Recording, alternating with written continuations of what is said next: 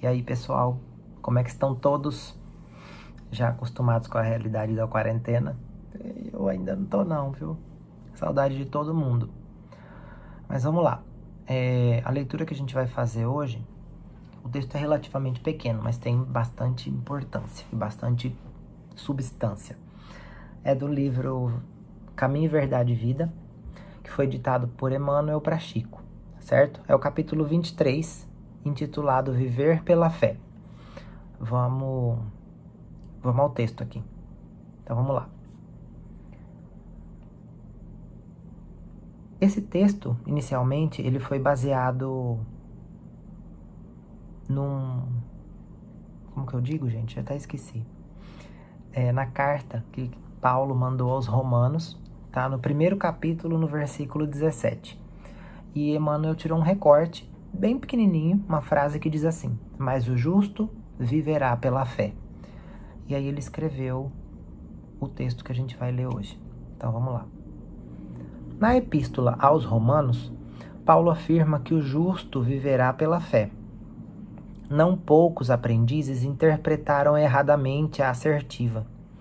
Supuseram que viver pela fé seria executar rigorosamente as cerimônias exteriores dos cultos religiosos, frequentar os templos, harmonizar-se com os sacerdotes, respeitar a simbologia sectária, indicariam a presença do homem justo.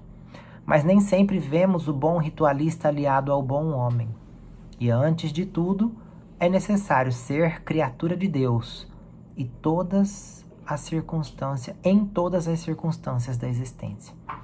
Paulo de Tarso queria dizer que o justo sempre será fiel, viverá de modo invariável na verdadeira fidelidade ao Pai que está nos céus.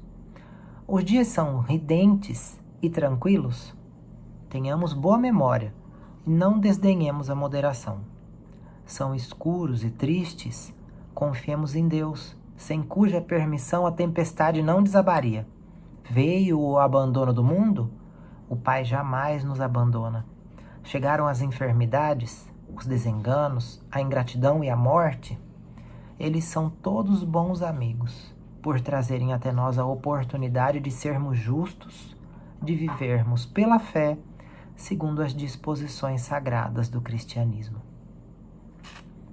É isso aí, minha gente. Se a gente for parar para fazer uma breve análise sobre o que Emmanuel está dizendo para a gente, logo no início, ele começa dizendo assim: não poucos aprendizes interpretariam erradamente a assertiva. Supuseram que viver pela fé seria executar rigorosamente as cerimônias exteriores.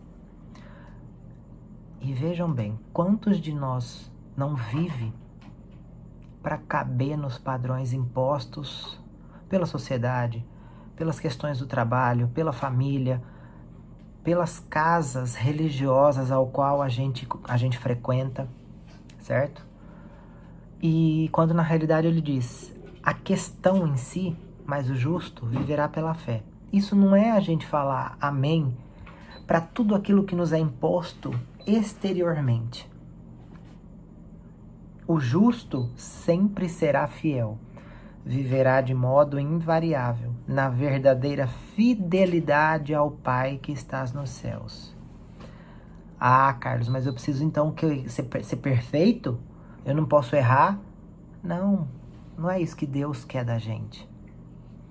Deus criou a todos nós simples e ignorantes. E Ele tinha completa sapiência de que no caminho da evolução nós erraríamos, nós cairíamos, nós tombaríamos. Então essa fidelidade que ele diz aqui, no momento evolutivo que nós nos encontramos, está longe de significar perfeição, mas sim os nossos esforços na tentativa de melhorarmos sempre, sem desistir, reconhecendo as nossas limitações, exaltando as nossas virtudes, nos capacitando. Como assim nos capacitando? Ora, se eu sou completamente impaciente, eu preciso buscar mecanismos de trabalhar a minha paciência, de me melhorar, né? E aí ele segue dizendo da questão da confiança, da fé em Deus. E eu sempre digo às pessoas que são mais próximas a mim, é fácil ter fé quando está tudo calmo. Realmente é muito fácil. Vejamos esse ano. Esse ano foi um ano atípico, cheio de turbulências. Como nós nos comportamos como ovelhas de Deus, sob a égide de Cristo? Exercitamos a nossa fé ou perdemos o controle? Em algum dado momento perdemos a fé, blasfemamos. Então essa é nesse sentido que ele diz aqui. Se os dias são ridentes e tranquilos, tenhamos boa memória e não desdenhemos a moderação. Ou seja, quando está tudo bem, guarda isso, lembra disso, porque nós somos espíritos em evolução ainda imperfeitos. Nós vamos variar muito, tendo dias de um pouco mais de calmaria, tendo dias de turbulência, né? E é sempre na lembrança, justamente, da presença de Deus num dia calmo, num dia contente, num dia alegre, é que a gente vai arranjar forças para os dias turbulentos. E aí ele diz aqui, ó, são dias escuros e tristes, confiemos em Deus, sem cuja permissão a tempestade não cairia. A grande questão tá aí, nosso ano de 2020, Deus permitiu que ele acontecesse. Eu tenho duas saídas, ou me revoltar com Deus e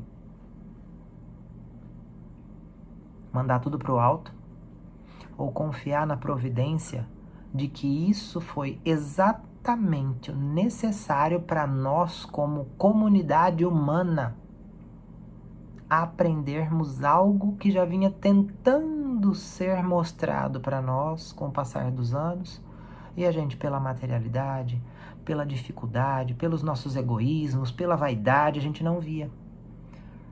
Então a gente pode, nesse momento de turbulência, nesse momento de dificuldade, confiar em Deus, respirar e falar, o que é que o Senhor está me dando oportunidade de ver e de rever para eu aprender.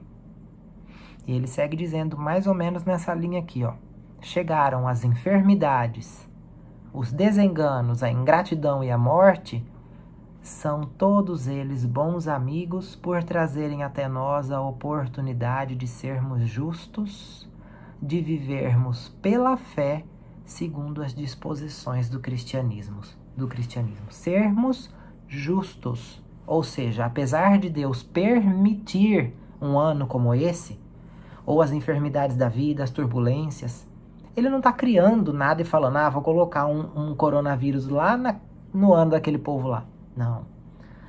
É a condução com a qual nós levamos a nossa vida até certo ponto que culmina, resulta nisso tudo. E Deus simplesmente fala, vocês guiaram seus passos até aqui. Essa estrada é meio tortuosa, mas vou permitir que vocês passem para o próprio aprendizado de vocês. Então lá na frente, pós essa turbulência, nós vamos refletir antes de tomar certos caminhos novamente. Vamos tentar viver, nesse aspecto, um pouco mais pela fé. Sabe aquela história de criança quando é bem pequeno, chega perto do fogão, bota o dedo na panela e queima o dedo? No outro dia ele chega perto do fogão, a hora que ele vê a panela, ele vai com o dedo e volta para trás. Eita, se eu botei o dedo aí ontem e queimei, hoje eu não vou fazer isso de novo. Assim somos nós. Às vezes nós passamos por situações e turbulências que Deus permite para que nós aprendamos. Porém, cabe aqui um porém, antes de eu botar o dedo nessa panela quente, minha mãe já deve ter me avisado, meu filho, não põe o dedo aí, você vai se queimar. Assim é Deus.